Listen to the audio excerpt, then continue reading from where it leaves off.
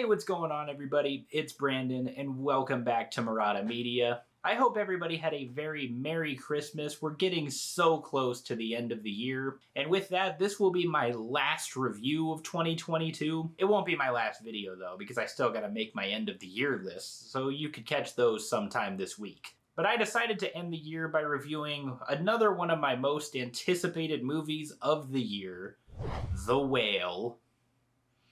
In The Whale, we follow the main character Charlie, played by Brendan Fraser. And Charlie is a 600-pound man who gained so much weight after binge eating after the death of his partner. And knowing he might not have much time left, he attempts to reconnect with his estranged daughter. Now, I and several others have been waiting for this movie for what feels like a year now. This movie had its world premiere at multiple festivals over the summer, but normies like me don't have access to that, so we had to wait until December. But a lot of people were hyped for this movie, and I think that was mostly due to the fact that Brendan Fraser is the star. Brendan Fraser is a beloved actor who we all grew up with in movies like George of the Jungle, the Mummy series, and a personal favorite of mine that I find to be very underrated, Looney Tunes Back in Action. And he never left acting per se, but it felt like he was getting a little bit blacklisted after he dealt with some personal stuff. I won't get into it here, but you can find all the stuff he went through on the internet fairly easily. So The Whale was hyped as his comeback performance. And even though his performance was getting so much critical acclaim, The Whale was getting rather mixed reviews. And despite those mixed reviews, I still went into The Whale with a lot of excitement. And personally,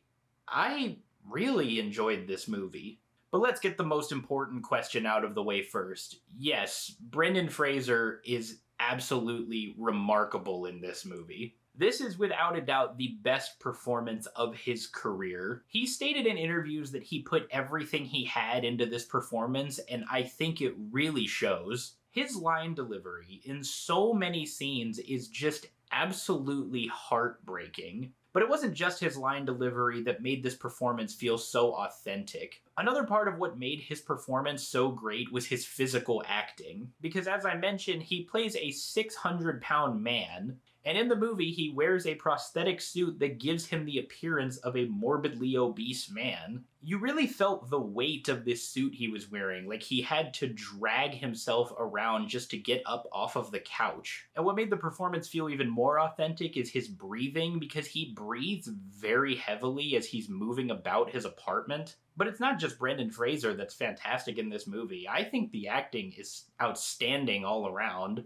Sadie Sink as his daughter Ellie, Ty Simpkins plays a missionary named Thomas, but I think the other standout in this movie is Hong Chow as his caretaker Liz. But Liz is not just Charlie's caretaker, she's also his one and only friend. And I really love the dynamic of their relationship because Liz knows that Charlie is killing himself and she wants to help him, but at the same time she knows that there's really nothing she can do about it. And Hong Chow's performance is also just as heartbreaking as Brendan Fraser's, and I really hope that she gets some consideration for Best Supporting Actress because she was amazing. Something else I loved about The Whale is the production design. The entire movie takes place in Charlie's apartment, so it's a very isolated movie. And that's due to the fact that it's based off a play of the same name, and you could tell when movies are based on plays because they typically take place in one central location. But they really sold the fact that this apartment is inhabited by a man who can't take care of himself.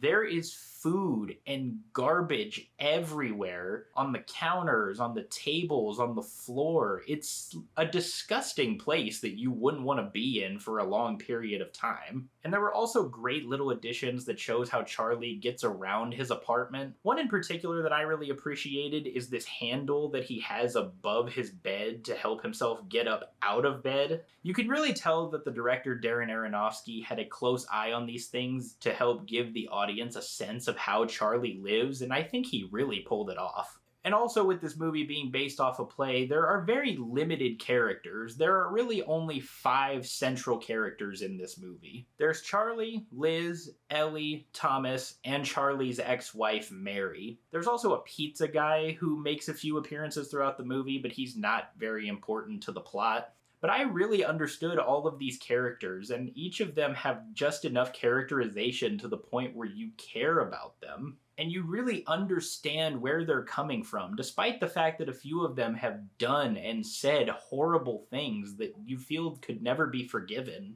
For example, Charlie left his wife and daughter to have an affair with one of his students. And at this point of his life, after his partner's death, Charlie realizes he was wrong and tries to reconnect with his daughter to make up for his sins in his past. And his daughter Ellie, played by Sadie Sink, is one of the most cruel characters that I can remember in any movie that I've ever seen. She is just horrible to Charlie, and while you feel for him, at the same time you also understand why she feels the way that she does. Her father abandoned her when she was just 8 years old, so she grew up in a house with a single mother. And later on in the movie, it's pretty clear that Charlie is a lot more level-headed than Mary, his ex-wife, so if he was around, then Ellie probably wouldn't have become the person that she is. There's so much emotion in all of these performances, and it's not just conveyed through the acting, but also through the movie's score. There are a few moments where there are one or more characters on screen, and none of them are really saying anything, but you perfectly understand what they're feeling and how they're feeling through the music that is being played in the moment. But The Whale isn't all emotional, because there are a few times where it tries to break the tension with a few moments of humor, and I personally really enjoyed the humor in this movie. It's not like it's laugh out loud hilarious, but it does make you giggle in parts. And I think the humor in this movie can definitely be seen as cruel by some because it tends to make fun of a dark situation. But that's exactly my type of humor. I love when jokes are made in a horrible situation because it makes that situation much easier to talk about.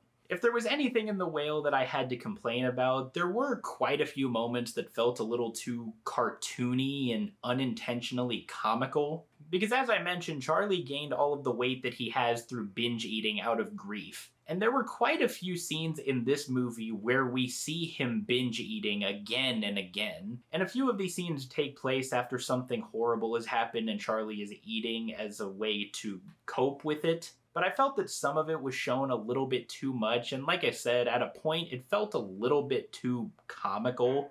And then there were other moments where something minor happens to Charlie and he needs help because he can't complete the task himself. And some of these moments felt like they were straight out of a cartoon where, say, an over-exaggerated fat person needed to complete a minor task but were hindered by their weight. Because there's a moment where Charlie is walking with his walker in his hallway and he drops a key on the floor. And you're like, oh no, how is he going to get those keys? And then he grabs one of those, like, claw things. I don't know what they're called, but you know what I'm talking about. And so he reaches to grab the keys and he ends up pushing them underneath the washing machine.